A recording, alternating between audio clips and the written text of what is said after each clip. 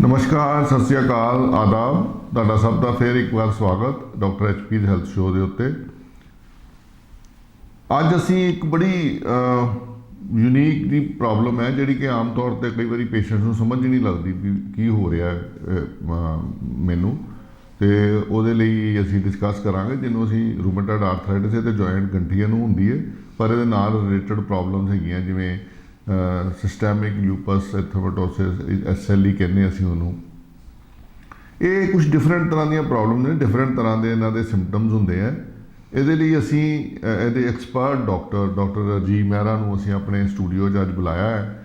Doctor Rajiv Mehra Amritsar ਦੇ ਵਿੱਚ is well non physician, ਬੜੇ ਆਲਮੋਸਟ 20-25 ਸਾਲਾਂ ਤੋਂ ਇਸ ਸੈਲ ਦੇ ਵਿੱਚ ਸਰਵਿਸ ਕਰ ਰਹੇ ਹੈ, ਅਤੇ ਅੱਜ ਕੱਲ੍ਹ ਫੋਰਟਿਸ ਹਸਪੀਟਲ ਦੇ ਵਿੱਚ as a physician he is senior consultant there. So doctor Rajiv Mehra, ਤੁਹਾਡਾ ਬਹੁਤ ਬਹੁਤ ਸਵਾਗਤ ਹੈ ਜੀ। ਮੇਰਾ ਵੀ ਤੁਹਾਡਾ ਬਹੁਤ ਬਹੁਤ ਸ਼ੁਕਰੀਆ ਆਪਣੇ ਸ਼ੋਅ ਦੇ ਉੱਤੇ ਬੁਲਾਉਣ ਵਾਸਤੇ। ਥੈਂਕ ਯੂ ਜੀ, ਥੈਂਕ ਯੂ ਫॉर ਕਮਿੰਗ। ਹਾਂਜੀ ਮਹਿਰਾ ਸਾਹਿਬ, ਸਭ ਤੋਂ ਪਹਿਲਾਂ ਤਾਂ ਇਹੋ ਹੀ ਦੇਖੀਏ ਕਿ ਇਹ ਜਿਹੜੀ ਬੜੀ ਯੂਨੀਕ ਦੀਆਂ ਪ੍ਰੋਬਲਮਸ ਹੈ, ਕਿਸੇ ਵੇਲੇ ਸਾਨੂੰ ਪੇਸ਼ੈਂਟਸ ਨੂੰ ਸਮਝ ਨਹੀਂ ਲੱਗਦੀ ਵੀ ਕੀ ਹੋ ਰਿਹਾ। ਹਾਂਜੀ ਹਾਂਜੀ ਸੋ ਰੂਮੇਟਾਇਡ ਆਰਥਰਾਈਟਿਸ ਤੇ ਸਿੰਪਲ ਹੈ ਕਿ ਜੁਆਇੰਟ ਪੇਨਸ ਹੋਣੀ ਹੈ। ਹਾਂਜੀ ਹਾਂਜੀ ਪਰ ਦੈਨ ਇਹਦੇ ਨਾਲ ਰਿਲੇਟਡ ਜਿਹੜੀਆਂ ਕੋਲੇਜਨ ਡਿਸਆਰਡਰਸ ਜਿਹਨੂੰ ਤੁਸੀਂ ਕਹਿੰਦੇ ਹੋ, ਹਾਂਜੀ ਹਾਂਜੀ ਇਹ ਕੀ ਸਿੰਪਟਮਸ ਕੀ ਹੁੰਦੇ ਆ ਇਹਨਾਂ ਦੇ ਪਹਿਲਾਂ ਦੇ? ਪ੍ਰੋਬਲਮ ਜਿਹੜੀਆਂ ਇਹਨਾਂ ਨੂੰ ਇੱਕ ਗਰੁੱਪ ਦੇ ਵਿੱਚ ਅਸੀਂ ਰੱਖਦੇ ਹਾਂ, ਇਹਨਾਂ ਨੂੰ ਕਹਿੰਦੇ ਰੂਮੈਟਿਕ ਡਿਜ਼ੀਜ਼ਸ। ਉਹ ਰੂਮੈਟਿਕ ਡਿਜ਼ੀਜ਼ਸ ਦੇ ਵਿੱਚ ਇੱਕ ਹੁੰਦੀ ਹੈ, ਇਹਨਾਂ ਦੇ ਜਿਹੜੇ ਸਿੰਪਟਮ ਕੀ ਹੁੰਦੇ ਨੇ, ਇੱਕ ਹੁੰਦੇ ਜਿਹੜੇ ਸਿੰਪਟਮ ਰਿਲੇਟਿਡ ਟੂ ਦਾ ਪ੍ਰੋਬਲਮ, ਇੱਕ ਹੁੰਦੇ ਸਿਸਟੈਮਿਕ ਸਿੰਪਟਮਸ, ਜਿਹੜੇ ਕਿ ਦੂਜੇ ਸਿਸਟਮ ਬੋਡੀ ਦੇ ਜਿਹੜੇ ਉਹਨਾਂ ਵਿੱਚ ਵੀ ਇਨਵੋਲਵ ਕਰ ਲੈਂਦੇ ਨੇ। ਜਿਹੜੇ ਪਰਟੀਕੂਲਰਲੀ ਡਿਜ਼ੀਜ਼ ਸਪੈਸੀਫਿਕ ਜਿਹੜੀਆਂ ਸਿੰਪਟਮਸ ਹੁੰਦੇ ਨੇ, ਜਿਵੇਂ ਰੂਮੇਟਾਇਡ ਆਰਥਰਾਈਟਿਸ, ਜਿਹਨੂੰ ਗੰਠੀਆ ਕਹਿੰਦੇ ਪੰਜਾਬੀ ਦੇ ਵਿੱਚ, ਉਹਦੇ ਵਿੱਚ ਇਸ ਤਰ੍ਹਾਂ ਹੁੰਦਾ ਕਿ joints, small joints of the hands, multiple joints, ਪੈਰਾਂ ਦੇ ਜੁਆਇੰਟਸ, ਜ਼ਰੂਰੀ ਨਹੀਂ ਹੈ ਕਿ ਜੁਆਇੰਟਸ ਤੋਂ ਚਾਲੂ ਹੋਣੀ ਹੈ ਤਕਲੀਫ। ਕਈ ਵਾਰੀ ਪੇਸ਼ੈਂਟ ਨੂੰ ਕਹਿੰਦਾ ਕਿ ਮੈਨੂੰ ਥੋੜ੍ਹਾ ਫੀਵਰ ਰਹਿੰਦਾ, ਸਾਰੀ ਬੋਡੀ ਦੇ ਵਿੱਚ ਮੈਨੂੰ ਦਰਦਾਂ ਰਹਿੰਦੀਆਂ, ਸਵੇਰੇ ਉੱਠਦੇ ਮੇਰੇ ਕੋਲ ਉੱਠਿਆ ਨਹੀਂ ਜਾਂਦਾ। ਇਹਦੇ ਨਾਲ ਕਈ ਵਾਰੀ ਐਸੋਸੀਏਟਿਡ ਹੋਰ ਚੀਜ਼ਾਂ ਹੋ ਸਕਦੀਆਂ, ਜਿਵੇਂ ਕਿ ਕਈਆਂ ਦਾ ਲੰਗਸ ਦੇ ਵਿੱਚ ਪ੍ਰੋਬਲਮ ਆ ਜਾਵੇ, ਇਹਨਾਂ ਨੂੰ ਅਸੀਂ ਕਹਿੰਦੇ ਹਾਂ ਸਿਸਟੈਮਿਕ ਡਿਜ਼ੀਜ਼ ਪੇਸ਼ੈਂਟ ਨੂੰ ਡਿਵੈਲਪ ਹੋਣੀ ਸ਼ੁਰੂ ਹੋ ਗਈ। ਪਰ ਆਮ ਤੌਰ 'ਤੇ ਇਹ ਦੇਖਿਆ ਗਿਆ ਕਿ ਜਦੋਂ ਸਟਾਰਟਿੰਗ ਸਟੇਜ ਦੇ ਉੱਤੇ ਬੜੀਆਂ ਵੇਗ ਜਿਹੀਆਂ ਪ੍ਰੋਬਲਮਸ ਨਾਲ ਪੇਸ਼ੈਂਟ ਆਉਂਦਾ, ਕਹੇਗਾ ਮੈਨੂੰ ਥੋੜ੍ਹਾ ਫੀਵਰ ਆ, ਸਾਲ ਹੋ ਗਿਆ, 6 ਮਹੀਨੇ ਹੋ ਗਏ, 2 ਮਹੀਨੇ ਹੋ ਗਏ, ਪਰ ਉਹਨੂੰ ਸਾਨੂੰ ਪਤਾ ਨਹੀਂ ਲੱਗ ਰਿਹਾ ਕਿ ਬਿਮਾਰੀ ਕੀ ਹੈ, ਉਹ ਟੈਂਪਰੇਚਰ ਕਾਹਦੇ ਕਰਕੇ ਉਹਨੂੰ ਚੱਲਦਾ ਪਿਆ, ਉਹਦੀਆਂ ਜਿਹੜੀਆਂ ਥੋੜ੍ਹੇ ਜਿਹੜੇ ਉਹਦੇ ਪ੍ਰੋਬਲਮਸ ਨੇ, ਉਹਦਾ ਕਾਰਨ ਕੀ ਹੈ। ਉਹਦਾ ਕਾਰਨ ਲੱਭਣ ਵਾਸਤੇ ਫਿਰ ਸਾਨੂੰ ਜੇ ਅਸੀਂ ਸਪੈਸੀਫਿਕਲੀ ਦੇਖਦੇ ਹਾਂ ਕਿ ਉਹਨੂੰ ਪੇਸ਼ੈਂਟ ਨੂੰ ਲੋਕਲਾਈਜ਼ ਹੋਣੀ ਸ਼ੁਰੂ ਹੋ ਗਈ ਹੈ ਪ੍ਰੋਬਲਮ, ਜਿਵੇਂ ਉਹਨੂੰ ਜੁਆਇੰਟਸ ਦੇ ਉੱਤੇ ਪ੍ਰੋਬਲਮ ਹੋ ਗਈ ਹੈ, small joints of the hands, bigger joints, multiple joints ਕਿਹੜੇ ਇਨਵੋਲਵ ਹੁੰਦੇ ਆ, ਜਾਂ ਸਕਿਨ ਦੀ ਇਨਵੋਲਵਮੈਂਟ ਕਈਆਂ ਦੇ ਵਿੱਚ ਦੇਖੀ ਜਾਂਦੀ ਹੈ, ਜਿਹੜੀ ਰੂਮੈਟਿਕ ਡਿਜ਼ੀਜ਼ ਦੇ ਵਿੱਚ, ਜਿਵੇਂ ਡਾਕਟਰ ਸਾਹਿਬ ਨੇ ਨਾਂ ਲਿੱਤਾ SLE, ਸਿਸਟੈਮਿਕ ਲੂਪਸ ਐਰੀਥਰੋਮੈਟੋਸਿਸ। ਇਹਦੇ ਨਾਲ ਹੋਰ 15-20 ਤਰ੍ਹਾਂ ਦੀਆਂ ਬਿਮਾਰੀਆਂ ਹੋਰ ਹੁੰਦੀਆਂ, ਮਿਕਸ ਕਨੈਕਟਿਵ ਟਿਸ਼ੂ ਡਿਸਆਰਡਰਸ। ਇਹ ਸਾਰੀਆਂ ਇੱਕੋ ਕੈਟੇਗਰੀ ਦੇ ਵਿੱਚ 15-20 ਬਿਮਾਰੀਆਂ ਜਿਹੜੀਆਂ ਆਉਂਦੀਆਂ ਨੇ, ਇਹਨਾਂ ਦੇ ਆਪੋ ਆਪਣੇ ਫੀਚਰਸ ਵੱਖਰੇ ਹੁੰਦੇ ਨੇ, ਪਰ ਕਈ ਵਾਰੀ ਇਸ ਤਰ੍ਹਾਂ ਲੱਗਦਾ ਕਿ ਸਾਰੀਆਂ ਬਿਮਾਰੀਆਂ ਦੇ ਫੀਚਰ ਸੇਮ ਹੀ ਨੇ, ਪਰ ਹੁਣ ਸਾਨੂੰ ਲੱਭਣਾ ਪੈਣਾ ਕਿ ਹੈਗੇ ਕੀ ਨੇ, ਕਿਹਦੇ ਕਰਕੇ ਇਹ ਪ੍ਰੋਬਲਮ ਹੋਈ ਆ। ਜੇ ਅਸੀਂ ਉਹਨੂੰ ਪਿੰਨ ਪੁਆਇੰਟ ਕਰ ਸਕੀਏ ਤਾਂ ਉਹਦੇ ਬਾਰੇ ਸਾਨੂੰ ਟਰੀਟਮੈਂਟ ਕਰਨ ਦੇ ਵਿੱਚ ਸੌਖਾ ਹੁੰਦਾ, ਕਿ ਅਸੀਂ ਉਹਨੂੰ ਟਰੀਟਮੈਂਟ ਕਰਕੇ ਉਹਦਾ ਬਿਮਾਰੀ ਲੱਭ ਕੇ ਕੀਤਾ ਜਾਏ ਅਤੇ ਉਹ ਪੇਸ਼ੈਂਟ ਠੀਕ ਹੋਣ ਦੇ ਚਾਂਸ ਹੁੰਦੇ ਨੇ। ਪਰ ਇਹਨਾਂ ਪ੍ਰੋਬਲਮਸ ਦੇ ਵਿੱਚ ਇੱਕੋ ਹੀ ਪ੍ਰੋਬਲਮ ਹੈ ਕਿ ਇਹ ਬੜੀਆਂ ਲੰਬੀਆਂ ਪ੍ਰੋਬਲਮਸ ਨੇ, ਇਹਨਾਂ ਨੂੰ ਮੰਥਸ ਨਹੀਂ ਈਅਰਸ ਟੂਗੈਦਰ ਲੱਗਦੇ ਠੀਕ ਹੁੰਦੇ ਆ। ਕਈ ਵਾਰੀ ਠੀਕ ਹੋ ਜਾਂਦੇ, ਕਈ ਵਾਰੀ ਇਹ ਠੀਕ ਨਹੀਂ ਵੀ ਹੁੰਦੇ।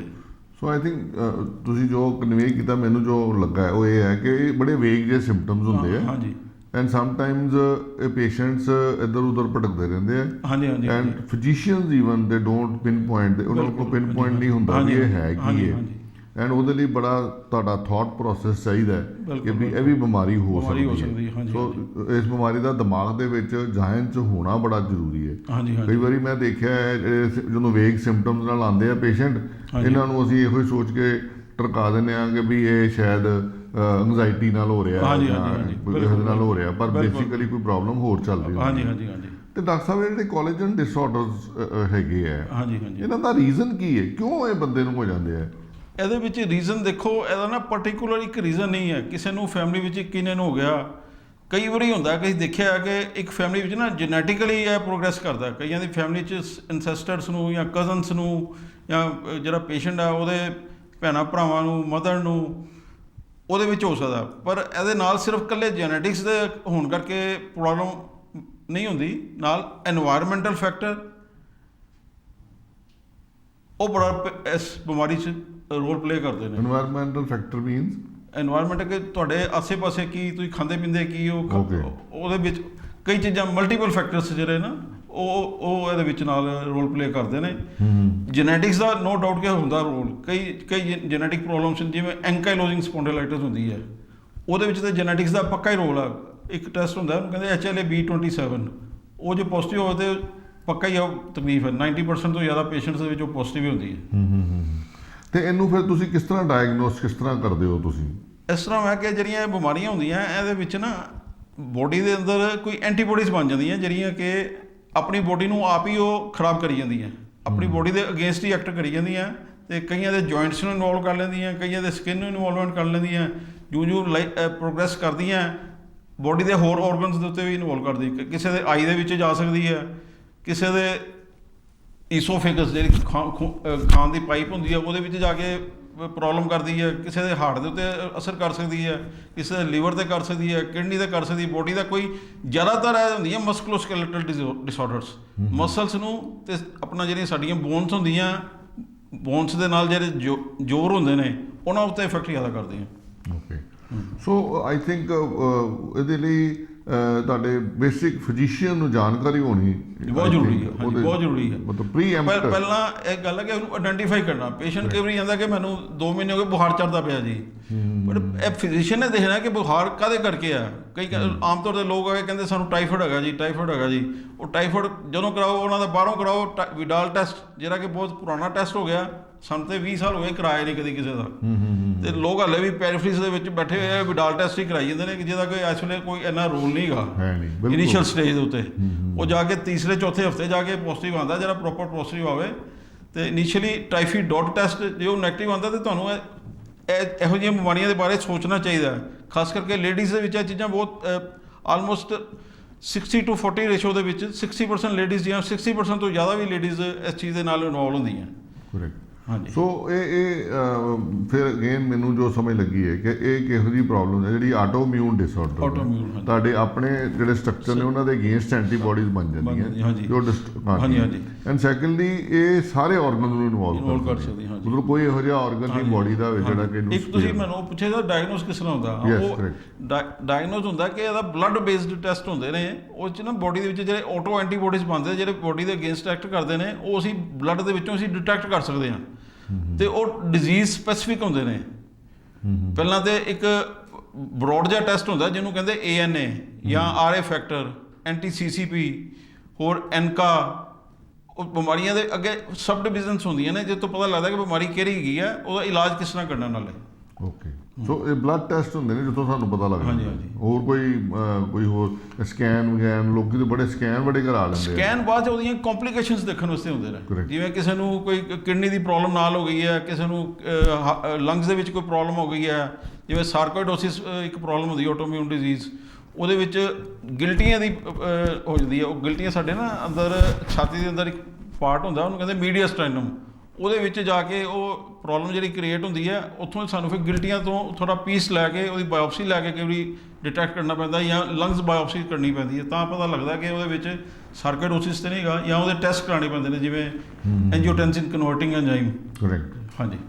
ਸੋ ਇਹ ਬੜੀ ਸਭ ਤੋਂ ਇਹਦਾ ਆਈ ਥਿੰਕ ਇੰਪੋਰਟੈਂਟ ਮੈਸੇਜ ਤੇ ਇਹ ਹੈ ਕਿ ਜਦੋਂ ਇਹੋ ਜਿਹੇ ਤੁਹਾਡੇ ਕੋਲ ਵੇਗ ਸਿੰਪਟਮਸ ਆਉਂਦੇ ਆ, ਜਨਰਲ ਬੋਡੀ ਏਕ ਜੇ ਉਹ ਐਵੇਂ RMPs ਕੋਲ ਜਾ ਕੇ ਆਪਣਾ ਟਾਈਮ ਵੇਸਟ ਨਾ ਕਰੋ।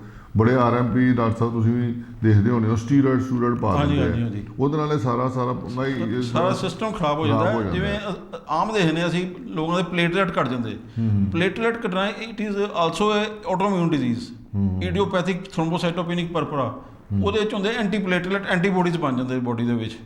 ਉਹਨਾਂ ਨੂੰ ਡਿਟੈਕਟ ਤਾਂ ਹੀ ਕਰ ਸਕਦੇ ਹਾਂ ਜੇ ਪੇਸ਼ੈਂਟ ਸਾਡੇ ਕੋਲ ਅਰਲੀ ਸਟੇਜ ਤੇ ਆ ਜਾਵੇ। ਜੇ ਲੇਟ ਸਟੇਜ ਤੇ ਸਟੀਰੋਇਡ ਖਾ ਕੇ ਆਵੇ ਤੇ ਉਹ ਐਂਟੀਬੋਡੀਜ਼ ਪੋਜ਼ਿਟਿਵ ਨਹੀਂ ਆਉਂਦੇ, ਤੇ ਡਿਟੈਕਟ ਨਹੀਂ ਹੁੰਦੀ। ਲੋਕ ਭਟਕਦੇ ਰਹਿੰਦੇ ਨੇ, ਕਦੀ ਇਹਦੇ ਕੋਲ ਚੱਲ ਗਏ, ਕਦੀ ਉਹਦੇ ਕੋਲ ਚੱਲ ਗਏ, ਕਦੀ ਦੇਸੀ ਦਵਾਈਆਂ ਖਾ ਲਈਆਂ, ਕਦੀ ਕੁਛ ਖਾ ਲਈਆਂ, ਬਿਮਾਰੀ ਲੱਭਦੀ ਨਹੀਂ ਤੇ ਉਹ ਖਰਾਬ ਹੁੰਦੇ ਰਹਿੰਦੇ ਨੇ। ਸੋ ਪਹਿਲਾਂ ਤਾਂ ਸਹੀ ਡਾਕਟਰ ਨੂੰ ਆਇਡੈਂਟੀਫਾਈ ਕਰੋ ਐਂਡ ਪੜ੍ਹੇ ਲਿਖੇ ਡਾਕਟਰ ਕੋਲ ਜਾ ਕੇ ਫਿਰ ਆਪਣਾ ਇਲਾਜ ਕਰਾਓ। ਤੇ ਡਾਕਟਰ ਸਾਹਿਬ ਇਹਦਾ ਇਲਾਜ ਕੀ ਹੈ? ਇਲਾਜ ਹੈ ਪੋਸੀਬਲ ਹੈ ਇਹਨੂੰ ਟ੍ਰੀਟ? ਹਾਂਜੀ। ਇਹਦੇ ਜਿੰਨੇ ਹੈਗੇ ਨਾ ਪ੍ਰੋਬਲਮ, ਇੱਕ ਤਾਂ ਹੈਗਾ ਡਿਜ਼ੀਜ਼ ਜਿਹੜੀ ਹੈ, ਡਿਜ਼ੀਜ਼ ਨੂੰ ਮੋਡੀਫਾਈ ਕਰਨਾ, ਕਿ ਡਿਜ਼ੀਜ਼ ਇੱਕ ਤਾਂ ਟੈਂਪਰੇਰੀ ਜਿਹੜੀਆਂ ਕਿਸੇ ਨੂੰ ਪੇਨ ਹੁੰਦੀ ਹੈ, ਪੇਨ ਕਿਲਰਸ ਦੇ ਦਿਓ, ਐਂਟੀ ਇਨਫਲਾਮੇਟਰੀ ਦੇ ਦਿਓ, ਉਹਦੀ ਇਨਫਲਾਮੇਸ਼ਨ ਘੱਟ ਜਾਏ, ਜੋੜਾਂ ਦੇ ਆਸ-ਪਾਸ ਸੋਜ ਆ ਗਈ ਹੈ। ਦੂਸਰੇ ਇਸ ਤੋਂ ਉਤਲੀਆਂ ਦਵਾਈਆਂ ਜਿਹੜੀਆਂ ਆਉਂਦੀਆਂ ਉਹਨੂੰ ਕਹਿੰਦੇ ਡਿਜ਼ੀਜ਼ ਮੋਡੀਫਾਈਂਗ, ਜਿਹੜੀ ਕਿ ਬਿਮਾਰੀ ਨੂੰ ਥੋੜ੍ਹਾ ਮੋਡੀਫਾਈ ਕਰ ਦਿੰਦੀ ਹੈ, ਜਿਹਦੇ ਨਾਲ ਕਿ ਬੋਡੀ ਦੇ ਉੱਤੇ ਕੰਪਲੀਕੇਸ਼ਨਸ ਹੋਣੀਆਂ ਬੰਦ ਹੋ ਜਾਂਦੀਆਂ। ਉਸ ਤੋਂ ਉੱਤੋਂ ਹੀ ਐਡਵਾਂਸਡ ਮੈਡੀਸਨਸ ਆ ਗਈਆਂ, ਉਹਨਾਂ ਨੂੰ ਕਹਿੰਦੇ ਬਾਇਓਲੋਜੀਕਲਸ। ਜਿਹੜੇ ਬਾਇਓਲੋਜੀਕਲ ਮੈਡੀਸਨਸ ਨੇ ਉਹ ਬੋਡੀ ਦੀ ਜਿਹੜੀ ਸਾਡੇ ਅੰਦਰ ਜਿਹੜੇ ਐਂਟੀਬੋਡੀਜ਼ ਬਣਦੇ ਨੇ, ਜਿਹੜੇ ਸਾਡੇ ਸੈੱਲ ਜਿਹੜੇ ਡੈਮੇਜ ਹੋ ਰਹੇ ਨੇ ਉਹਨੂੰ ਹੀ ਪ੍ਰੀਵੈਂਟ ਕਰ ਦਿੰਦੀ, ਕਿ ਉਹ ਅੱਗੋਂ ਦੀ ਖਰਾਬੀ ਕਰਨੀ ਬੋਡੀ ਦੇ ਉੱਤੇ ਬੰਦ ਕਰ ਦੇਵੇ। ਅਤੇ ਕਈ ਵਾਰੀ ਹੁੰਦਾ ਕਿ ਜਿਹੜੇ ਡਿਜ਼ੀਜ਼ ਮੋਡੀਫਾਈਂਗ ਏਜੰਟ ਹੁੰਦੇ ਨੇ ਉਹ ਆਪਣਾ ਕੰਮ ਨਹੀਂ ਕਰਦੇ ਪਏ, ਅਤੇ ਸਾਨੂੰ ਉਸ ਸਟੇਜ ਦੇ ਉੱਤੇ ਫਿਰ ਡਿਸੀਜਨ ਲੈਣਾ ਪੈਂਦਾ ਕਿ ਪੇਸ਼ੈਂਟ ਨੂੰ ਕਿਤੇ ਬਾਇਓਲੋਜੀਕਲ ਮੈਡੀਸਨ ਦੇਣ ਦੀ ਜ਼ਰੂਰਤ ਤਾਂ ਨਹੀਂ ਪੈ ਗਈ, ਅਤੇ ਜੇ ਦੇ ਕੇ ਉਹਨੂੰ ਜਲਦੀ ਫਰਕ ਪੈਂਦਾ ਜਾਂ ਆਰਾਮ ਜਲਦੀ ਮਿਲ ਜਾਂਦਾ, ਅਤੇ ਉਹ ਸਾਨੂੰ ਸਟਾਰਟ ਕਰਨ ਦਾ ਸਾਨੂੰ ਉਹਦਾ ਸਟੈਪ ਲੈਣਾ ਪੈਂਦਾ। ਉਹ ਪੇਸ਼ੈਂਟ ਨੂੰ, ਕਿਉਂਕਿ ਦਵਾਈਆਂ ਥੋੜ੍ਹੀਆਂ ਮਹਿੰਗੀਆਂ ਹੁੰਦੀਆਂ, ਥੋੜ੍ਹਾ ਪੇਸ਼ੈਂਟ ਨੂੰ ਸਬਰ ਕਰਨਾ ਪੈਂਦਾ ਉਸ ਟਾਈਮ ਦੇ ਉੱਤੇ। ਉਹਨਾਂ ਦਾ ਰਿਸਪੌਂਸ ਬਹੁਤ ਅੱਛਾ ਹੁੰਦਾ ਇੱਕ ਵਾਰੀ ਸਟਾਰਟ ਕਰਦੀ ਉਹਦੇ। ਮੈਂ ਬੜੇ ਕਈ ਵਾਰੀ ਦੇਖਿਆ ਡਾਕਟਰ ਮਹਿਰਾ, ਇਹ ਪੇਸ਼ੈਂਟ ਸਾਡੇ ਕੋਲ ਕਈ ਵਾਰੀ ਰੀਨਲ ਫੇਲੀਅਰ ਨਾਲ ਆ ਜਾਂਦੇ। ਹਾਂਜੀ, ਰੀਨਲ ਫੇਲੀਅਰ, ਸੈਪਟੀਸੀਮੀਆ, ਜੋ ਇਨਫੈਕਸ਼ਨ ਦੇ ਵਿੱਚ ਜਦੋਂ ਪੇਸ਼ੈਂਟ ਦੀ ਡਿਜ਼ੀਜ਼ ਬਹੁਤ ਜ਼ਿਆਦਾ ਪ੍ਰੋਗਰੈਸ ਹੋ ਜਾਂਦੀ ਹੈ, ਉਦੋਂ ਬੋਡੀ ਦਾ ਰੈਜ਼ਿਸਟੈਂਸ ਬਹੁਤ ਘਟਣ ਕਰਕੇ ਅੰਦਰ ਇਨਫੈਕਸ਼ਨ ਬਹੁਤ ਜਲਦੀ ਚੱਲ ਜਾਂਦੇ ਨੇ। ਬਿਮਾਰੀ ਨਾਲ ਆਉਂਦਾ ਉਹ ਇਨਫੈਕਸ਼ਨ ਨਾਲ, ਤੇ ਹੁੰਦੇ ਅੰਦਰ ਉਹਦੇ ਬਿਮਾਰੀਆਂ ਇਹੋ ਜਿਹੀਆਂ ਹੁੰਦੀਆਂ ਨਾਲ, ਜਿਹੜੀਆਂ ਰੂਮੈਟਿਕ ਡਿਜ਼ੀਜ਼ ਹੁੰਦੀਆਂ ਨੇ। ਅਤੇ ਉਸ ਵੇਲੇ ਪੇਸ਼ੈਂਟ ਨੂੰ ਕੰਟਰੋਲ ਕਰਨਾ ਹੋਰ ਜ਼ਿਆਦਾ ਡਿਫੀਕਲਟ ਹੋ ਜਾਂਦਾ, ਕਿਉਂਕਿ ਉਹ ਟਾਈਮ ਸਿਰ ਉਹਨਾਂ ਨੇ ਆਪਣਾ ਇਲਾਜ ਨਹੀਂ ਸ਼ੁਰੂ ਕੀਤਾ ਹੁੰਦਾ, ਅਤੇ ਉਹਦੇ ਕਰਕੇ it becomes more challenging. And also ਜੇ ਤੁਹਾਨੂੰ ਕਿਸੇ ਲੱਗੇ ਕਿ ਵੀ ਤੁਹਾਡਾ ਕ੍ਰੈਟਿਨਿਨ ਅਨਨੈਸੈਸਰਲੀ ਵੱਧ ਰਿਹਾ ਹੈ, ਹਾਂਜੀ, ਜ਼ਿਆਦਾ ਕੋਈ ਸਪੈਸੀਫਿਕ ਰੀਜ਼ਨ ਸਾਨੂੰ ਨਹੀਂ ਲੱਭ ਰਿਹਾ, ਤੇ ਉਹਦੇ 'ਚ ਵੀ ਇਹ ਸੋਚਣਾ ਚਾਹੀਦਾ। ਬਿਲਕੁਲ, ਖਾਸ ਕਰਕੇ ਉਹਨਾਂ ਨੂੰ ਕੋਈ ਵੇਖਦੇ ਸਿੰਪਟਮ ਹੋਣ, ਕ੍ਰੈਟਿਨਿਨ ਵੱਧਦਾ ਹੋਵੇ, SGOTPT ਵੱਧਦਾ ਹੋਵੇ, ਲੀਵਰ ਦੇ ਉੱਤੇ ਕੋਈ ਲੱਗਦਾ ਹੋਵੇ ਕਿ ਠੀਕ ਨਹੀਂ ਹੋ ਰਿਹਾ, ਅਨੀਮੀਆ ਹੋਈ ਜਾ ਰਿਹਾ, ਪੇਸ਼ੈਂਟ ਦਾ ਅੰਦਰ ਬਲੱਡ ਆਪਣੇ ਆਪ ਹੀ ਘਟੀ ਜਾਂਦਾ, ਆਟੋਇਮਿਊਨ ਹੀਮੋਲਿਟਿਕ ਅਨੀਮੀਆ। ਪਰਸੋਂ ਇੱਕ ਮੇਰੇ ਕੋਲ ਪੇਸ਼ੈਂਟ ਆਇਆ, ਆਟੋਇਮਿਊਨ ਹੀਮੋਲਿਟਿਕ ਅਨੀਮੀਆ, ਉਹਦੇ ਸੈੱਲ ਜਿਹੜੇ ਰੈੱਡ ਸੈੱਲ ਹੁੰਦੇ ਆਪਣੇ ਆਪ ਬਣ ਕੇ ਟੁੱਟੀ ਜਾਂਦੇ ਨੇ, ਅਤੇ ਉਹਦੇ ਨਾਲ ਜੌਂਡਿਸ ਹੋ ਜਾਂਦਾ, ਥੋੜ੍ਹਾ ਜਿਹਾ ਜੌਂਡਿਸ, ਅਤੇ ਉਹ ਲੰਗ ਨਾਲ ਇਨਵੋਲਵ ਹੋ ਜਾਂਦਾ। ਜਿੰਨੀ ਦੇਰ ਉਹਦਾ ਚੰਗੀ ਤਰ੍ਹਾਂ ਚੈੱਕਅਪ ਨਹੀਂ ਹੋਏਗਾ ਪ੍ਰੋਪਰ ਠੀਕ ਲੈਬੋਰਟਰੀ ਤੋਂ, that is the most important thing. ਜੇ ਅਸੀਂ ਲੈਬੋਰਟਰੀ ਚੰਗੀ ਛੋਟੀ ਮੋਟੀ ਲੈਬੋਰਟਰੀ ਜਿਹਨੂੰ ਜਿਹਨੂੰ ਨਹੀਂ ਪਤਾ ਇਹਨਾਂ ਚੀਜ਼ਾਂ ਦੇ ਬਾਰੇ, ਜਿਹੜੇ ਕਰਦੇ ਨੇ ਲੈਬ ਟੈਕਨੀਸ਼ੀਅਨਸ, ਜਿਨ੍ਹਾਂ ਨੇ ਸੁਣੀਆਂ ਨਹੀਂ ਬਿਮਾਰੀਆਂ, ਜੇ ਉਹ ਰਿਪੋਰਟਾਂ ਕਿਵੇਂ ਦਿੰਦੇ ਨੇ ਮੈਨੂੰ ਸਮਝ ਨਹੀਂ ਪੈਂਦੀ। ਰਾਈਟ। ਅਤੇ ਇਹ ਮਤਲਬ ਇਹ ਤੁਹਾਡੇ ਕਹਿਣ ਦਾ ਮਤਲਬ ਇਹ ਹੈ ਕਿ ਇਹ ਸਭ ਟਰੀਟੇਬਲ ਹੈ ਜੇ ਆਇਡੈਂਟੀਫਾਈ ਹੋ ਜਾਏ, ਟਾਈਮ ਸਿਰ ਹੋ ਜਾਵੇ ਟਰੀਟਮੈਂਟ, ਨਾਲ ਇਹਦੀਆਂ ਕੰਪਲੀਕੇਸ਼ਨਸ ਬਹੁਤ ਹੱਦ ਤੱਕ ਘਟਾਈਆਂ ਜਾ ਸਕਦੀਆਂ ਇਹਨਾਂ ਬਿਮਾਰੀਆਂ। ਹਾਂਜੀ, ਜਿਹੜੀਆਂ ਕੰਪਲੀਕੇਸ਼ਨਸ ਜਦੋਂ ਹੋ ਜਾਂਦੀਆਂ ਇਹਨਾਂ ਦੀਆਂ, ਜਿਵੇਂ ਰੀਨਲ ਫੇਲੀਅਰ ਹੋ ਗਿਆ, ਫਿਰ ਤੇ ਉਹ ਰੀਨਲ ਫੇਲੀਅਰ ਵਾਲਾ ਟ੍ਰੀਟਮੈਂਟ, ਰੀਨਲ ਫੇਲੀਅਰ ਇੱਕ ਵਾਰੀ ਚਾਲੂ ਹੋ ਗਿਆ, ਜੇ ਤੇ ਮਾਰਜਿਨ ਤੇ 2 ਤੋਂ ਘੱਟ ਹੈਗਾ, ਫਿਰ ਤੇ ਦਵਾਈਆਂ ਨਾਲ ਚੱਲਦਾ ਰਹਿੰਦਾ। ਜੇ ਇੱਕ ਵਾਰੀ 3 ਜਾਂ 3 ਤੋਂ ਉੱਤੇ ਚੱਲ ਜਾਵੇ, ਕਈ ਵਾਰੀ ਫਿਰ 4-5 ਤੱਕ ਪਹੁੰਚ ਕੇ ਫਿਰ ਡਾਇਲਿਸਿਸ ਵਗੈਰਾ, ਜੇ ਯੂਰਿਨ ਆਉਣਾ ਬੰਦ ਹੋ ਜਾਏ ਤਾਂ ਕਰਨਾ ਪੈਂਦਾ ਫਿਰ। ਸੋ ਸਾਡੀ ਕੋਸ਼ਿਸ਼ ਇਹ ਹੋਣੀ ਚਾਹੀਦੀ ਵੀ ਉਸ ਸਟੇਜ ਤੱਕ ਅਸੀਂ ਨਾ ਪਹੁੰਚੀਏ, ਉਸ ਤੋਂ ਪਹਿਲਾਂ ਹੀ ਇਹਨੂੰ ਆਇਡੈਂਟੀਫਾਈ ਕੀਤਾ ਜਾਏ। ਹਾਂਜੀ। ਤੋ ਇਹਦੀਆਂ ਵੈਸੇ ਕੀ ਕੰਪਲੀਕੇਸ਼ਨਸ ਜਿਹੜੀਆਂ ਕਿਡਨੀ ਤੋਂ ਇਲਾਵਾ ਹੋਰ ਕੀ ਕੰਪਲੀਕੇਸ਼ਨਸ ਹੁੰਦੀਆਂ ਹੈ? ਕੰਪਲੀਕੇਸ਼ਨਸ ਆਈ ਦੇ ਵਿੱਚ ਅੱਖਾਂ ਜਾ ਸਕਦੀਆਂ ਬੰਦੇ ਦੀਆਂ, ਯੂਵੀਆਈਟਸ ਹੋ ਜਾਂਦਾ, ਓਕੇ, ਨਿਗਾਹ ਚਲੀ ਜਾਂਦੀ ਹੈ, ਨਿਗਾਹ ਜਾ ਸਕਦੀ ਹੈ। ਲੰਗਸ ਦੇ ਵਿੱਚ ਇਨਵੋਲਵਮੈਂਟ ਹੋ ਸਕਦਾ, ਇੰਟਰਸਟੀਸ਼ੀਅਲ ਲੰਗ ਡਿਜ਼ੀਜ਼ ਉਹਨੂੰ ਕਹਿੰਦੇ ਨੇ, ਉਹ ਬਿਮਾਰੀਆਂ ਹੋ ਸਕਦੀਆਂ। ਲੰਗਸ ਦੇ ਵਿੱਚ ਪਾਣੀ ਪੈ ਸਕਦਾ, ਹਾਰਟ ਦੇ ਆਸ-ਪਾਸ ਪਾਣੀ ਪੈ ਸਕਦਾ, ਪੇਟ ਦੇ ਵਿੱਚ ਪਾਣੀ ਆ ਸਕਦਾ, ਅਤੇ ਇਸ ਤਰ੍ਹਾਂ ਹੀ ਅੱਗੇ ਜਾ ਕੇ ਹੋਰ ਸਾਡੀਆਂ ਆਂਤੜੀਆਂ ਦੇ ਵਿੱਚ ਵੀ ਅੰਦਰ ਫਾਈਬਰੋਸਿਸ ਹੋਣ ਦੇ ਨਾਲ, ਫਾਈਬਰੋਟਿਕ ਟਿਸ਼ੂ ਉਹਦੇ ਵਿੱਚ ਆਉਣ ਨਾਲ ਸਾਡੀਆਂ ਆਂਤਾਂ ਪੂਰੀਆਂ ਪ੍ਰੋਪਰ ਕੰਮ ਨਾ ਕਰਨ, ਉਹ ਵੀ ਇਹ ਚੀਜ਼ਾਂ ਵੀ ਹੋ ਸਕਦੀਆਂ। ਕਈਆਂ ਨੂੰ ਐਬਜ਼ੋਰਪਸ਼ਨ, ਜਾਂ ਉਹ ਕਹਿੰਦੇ ਨੇ ਸਾਡਾ ਵੇਟ ਨਹੀਂ ਵੱਧਦਾ, ਉਹਨੂੰ ਖਾਣਾ ਨਹੀਂ ਪਚਦਾ, ਅਤੇ ਅੰਦਰ ਪ੍ਰੋਬਲਮ ਇਹੋ ਜਿਹੀ ਹੁੰਦੀ ਹੈ। ਕਈਆਂ ਨੂੰ ਜਿਵੇਂ ਅਲਸਰੇਟਿਵ ਕੋਲਾਈਟਸ ਜਾਂ ਕਰੋਨਸ ਡਿਜ਼ੀਜ਼, ਉਹ ਵੀ ਬਿਮਾਰੀਆਂ ਆਟੋਇਮਿਊਨ ਡਿਜ਼ੀਜ਼ ਹੀ ਨੇ। ਉਹ ਕਈਆਂ ਨੂੰ ਲੈਟਰਿਨ ਦੇ ਵਿੱਚ ਬਲੱਡ ਹੀ ਆ ਰਿਹਾ, ਉਹ ਸਾਨੂੰ ਦੇਖਣਾ ਪਏਗਾ ਕਿ ਉਹ ਬਲੱਡ ਕਿਉਂ ਆ ਰਿਹਾ, ਕਿਤੇ ਆਟੋਇਮਿਊਨ ਡਿਜ਼ੀਜ਼ ਤੇ ਨਹੀਂ ਕੋਈ ਅੰਦਰ ਚੱਲਦੀ ਪਈ। ਕਰੈਕਟ। ਸੋ ਪਹਿਲਾਂ ਤਾਂ ਆਪਣੀ ਡਿਜ਼ੀਜ਼ ਸਿੰਪਟਮ ਕੋਈ ਹਾਈਡ ਨਾ ਕਰੋ, ਲੁਕਾਓ ਨਾ, ਆਪਣੇ ਡਾਕਟਰ ਨਾਲ ਓਪਨਲੀ ਆਪਣੀ ਸਿੰਪਟਮ ਜਿਹੜੇ ਡਿਸਕਸ ਕਰੋ, ਐਂਡ ਦੈਨ ਪ੍ਰੋਪਰ ਸਿਆਣੇ ਜਿਹੜਾ ਉਸ ਬਿਮਾਰੀ ਦਾ ਸਪੈਸ਼ਲਿਸਟ ਡਾਕਟਰ ਹੈ ਉਹਦੇ ਕੋਲ ਜਾ ਕੇ ਉਹਨੂੰ ਆਇਡੈਂਟੀਫਾਈ ਕਰੋ, ਐਂਡ ਫਿਰ ਆਪਣਾ ਉਹਦਾ ਪ੍ਰੋਪਰ ਇਲਾਜ ਹੋਣਾ ਚਾਹੀਦਾ ਅਤੇ ਉਹਨੂੰ ਕਰਨਾ ਚਾਹੀਦਾ ਹੈ। ਆਈ ਥਿੰਕ ਬੜਾ ਅੱਛਾ ਇੰਟਰੈਕਟਿਵ ਸੈਸ਼ਨ ਅਸੀਂ ਡਾਕਟਰ ਮਹਿਰਾ ਨਾਲ ਕੀਤਾ, and thank you very much doctor Sahib, thank you very much. ਤੁਸੀਂ ਆਏ ਸਾਡੇ ਸਟੂਡੀਓ 'ਚ, ਇਹ ਲੋਕਾਂ ਨੂੰ ਅਸੀਂ ਇਸੇ ਲਈ ਸਾਡਾ ਇਸ ਪ੍ਰੋਗਰਾਮ ਦੇ ਥਰੂ ਇਹੋ ਹੀ ਹੈ ਕਿ ਜਨਰਲ ਹਾਂਜੀ ਅਵੇਅਰਨੈਸ। ਹਾਂਜੀ, ਬੇਸਿਕ ਜਿਹੜੀ ਤੁਹਾਨੂੰ ਪਤਾ ਹੋਣੀ ਚਾਹੀਦੀ ਹੈ ਕਿ ਜੇ ਤੁਹਾਨੂੰ ਕੋਈ ਤਕਲੀਫ ਹੋਈ ਹੈ ਉਹਦਾ ਇਲਾਜ ਕਿਸ ਤਰ੍ਹਾਂ ਕਰਨਾ, ਕਰੈਕਟ। ਉਹਨੂੰ ਉਸ ਤਰ੍ਹਾਂ ਨਹੀਂ ਨਜ਼ਰਅੰਦਾਜ਼ ਨਹੀਂ ਕਰਨਾ, ਕਿਉਂਕਿ ਜੇ ਤੁਹਾਨੂੰ ਕੋਈ ਤਕਲੀਫ ਹੁੰਦੀ ਪਈ ਹੈ ਉਹਦਾ ਪ੍ਰੋਪਰ ਡਾਕਟਰ ਕੋਲੋਂ ਉਹਦਾ ਮੁਆਇਨਾ ਕਰਾ ਕੇ ਟੈਸਟ ਕਰਾ ਕੇ ਜੇ ਜ਼ਰੂਰਤ ਹੈਗੀ ਹੈ ਤੇ ਟਾਈਮ ਸਿਰ ਉਹਦਾ ਡਾਇਗਨੋਜ਼ ਹੋ ਜਾਵੇ। ਕੋਈ ਵੀ ਬਿਮਾਰੀ ਹੋਵੇ, ਯਾਨੀ ਕਿ ਰੂਮੈਟਿਕ ਡਿਜ਼ੀਜ਼ ਹੋਵੇ, ਕੋਈ ਵੀ ਹੋਵੇ, ਉਹਦਾ ਇਲਾਜ ਪ੍ਰੋਪਰਲੀ ਟਾਈਮ ਸਿਰ ਹੋ ਜਾਵੇ, ਉਹ ਜ਼ਿਆਦਾ ਬੈਟਰ ਹੈ। ਕਰੈਕਟ। ਐਂਡ ਜਿਹੜੇ ਮੈਂ ਕਹਿੰਦਾ ਉਹਨਾਂ ਦਾ ਵੀ ਚਲੋ RMPs ਦਾ ਵੀ ਰੋਲ ਹੈਗਾ ਕਿਸ ਸਟੇਜ ਹਾਂਜੀ, ਤੱਕ ਹਾਂਜੀ, ਹਾਂਜੀ। ਪਿੰਡਾਂ 'ਚ ਬੈਠੇ ਉਹ ਹਾਂਜੀ। ਸਾਡੇ ਪੇਸ਼ੈਂਟਸ ਦੀ ਹੈਲਪ ਕਰਦੇ ਆ। ਹਾਂਜੀ ਹਾਂਜੀ, ਉਹਨੂੰ ਪਰ- ਆਇਡੈਂਟੀਫਾਈ ਕਰਕੇ ਨਾ ਟਾਈਮ ਪਰ ਸਿਰ ਕੁਛ stage ਤੱਕ। ਹਾਂਜੀ, ਕੁਝ ਸਟੇਜ ਤੱਕ ਜੇ ਉਹਨਾਂ ਨੂੰ ਲੱਗਦਾ ਕਿ ਬਈ ਹੁਣ ਪੇਸ਼ੈਂਟ ਨੂੰ 10-15 ਦਿਨ ਹੋ ਗਏ ਠੀਕ ਨਹੀਂ ਹੋ ਰਿਹਾ, ਉਹਨੂੰ ਪ੍ਰੋਪਰ ਡਾਕਟਰ ਕੋਲ ਭੇਜ ਕੇ ਉਹਦਾ ਪੂਰਾ ਇੱਕ ਵਾਰੀ ਚੰਗੀ ਤਰ੍ਹਾਂ ਦੇਖ ਲੈਣਾ ਚਾਹੀਦਾ ਕਿ ਪੇਸ਼ੈਂਟ ਨੂੰ ਕੋਈ ਇਹੋ ਜਿਹੀ ਕੋਈ ਬਿਮਾਰੀ ਤੇ ਨਹੀਂ ਚੱਲਦੀ ਪਈ। ਐਂਡ RMPs ਬੜੀ ਫ੍ਰੀਕੁਐਂਟਲੀ ਸਟੀਰੋਇਡ ਯੂਜ਼ ਕਰਦੇ ਆ, ਉਹ ਜਰਾ ਅਵੋਇਡ ਕਰੋ। ਹਾਂਜੀ। ਸਟੀਰੋਇਡ ਇੱਕ ਦਵਾਈ ਹੁੰਦੀ ਹੈ ਜਿਹੜੇ ਅਵੋਇਡ ਕਰੋ। ਉਹ ਫਿਰ ਇਹ ਬਿਮਾਰੀ ਨੂੰ ਆਇਡੈਂਟੀਫਾਈ ਕਰਨ ਦੇ ਵਿੱਚ ਜੇ ਸਟੀਰੋਇਡ ਦੇ ਪੇਸ਼ੈਂਟ ਲੈ ਰਿਹਾ ਹੋਵੇ ਹਾਂ, ਤੇ ਫਿਰ ਸ਼ਾਇਦ ਬਿਮਾਰੀ ਲੱਭਦੀ ਵੀ ਨਹੀਂ। ਲੱਭਦੀ ਨਹੀਂ, ਡਿਜ਼ੀਜ਼ ਨੂੰ ਮੋਡੀਫਾਈ ਕਰ ਹਾਂਜੀ। ਦਿੰਦੇ ਆ ਤਾਂ ਸਾਨੂੰ ਲੱਭਦੀ ਨਹੀਂ। ਹਾਂਜੀ ਹਾਂਜੀ, so thank you very much doctor Sahib. Thank you ਫਿਰ ਸਰ। ਤੁਹਾਨੂੰ ਅਗਲੀ ਵਾਰੀ ਫਿਰ ਕਿਸੇ ਚੰਗੇ ਇੱਕ ਹੋਰ ਟੌਪਿਕ ਦੇ ਨਾਲ ਤੁਹਾਨੂੰ ਅਸੀਂ ਬੁਲਾਵਾਂਗੇ। Thank you very much for coming thank you very much and thank you for